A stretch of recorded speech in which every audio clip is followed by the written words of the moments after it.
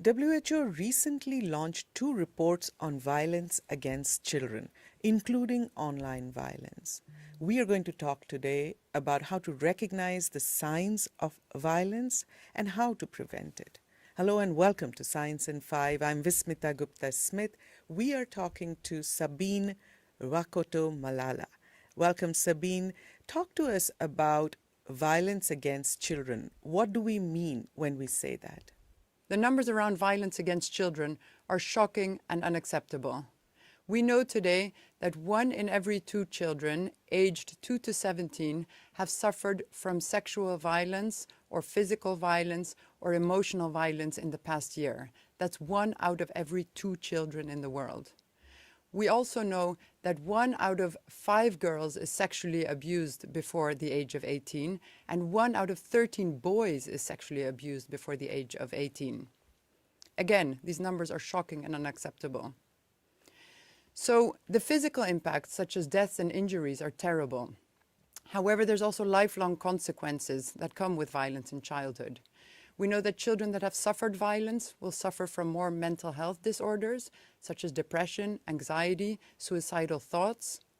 These children also are more at risk of engaging in risky behaviors, such as smoking, alcohol consumption, drug consumption, unsafe sex. These in turn lead to non-communicable diseases, such as cancers and cardiovascular diseases. And we also know that children that suffered violence in childhood are more likely to become perpetrators of violence later in life. Sabine, can you talk to us about online violence? So online violence is a real problem. And when we look at online violence, we're really looking at cyberbullying and sexual violence online. There are a number of important initiatives today collecting data about this global online problem. However, there are 2 important myths that need to be clarified. The first one is that violence is committed by strangers, otherwise known as stranger danger. In fact, we know that most of the online cyberbullying is happening by peers, acquaintances, family members. So these are the situations that we have to look out for. The second myth that needs to be clarified is that online violence is a problem on its own. In fact, in most cases, it's linked to face-to-face violence happening in real life. So, for example, cyberbullying in 3/4 of the cases is also linked to bullying happening in the playground or in the community.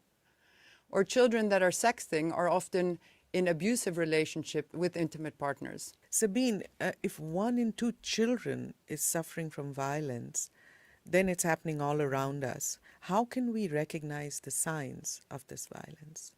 Common signs that may indicate child abuse include, for example, unexplained injuries, fractures, or burns, children's behavior that changes, for example, becoming very withdrawn and socially isolated, or becoming very aggressive and violent.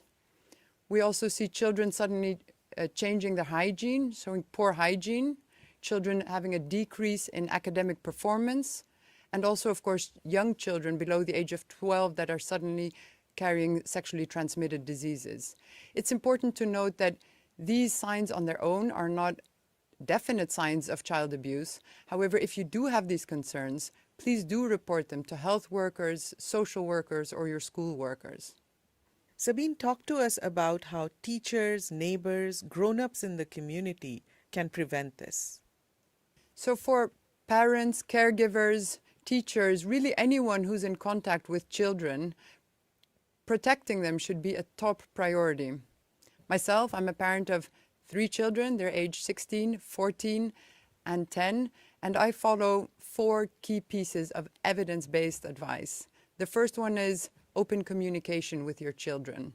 If you can establish that open communication, the day that your child is suffering from something, he or she will be more likely to come to you.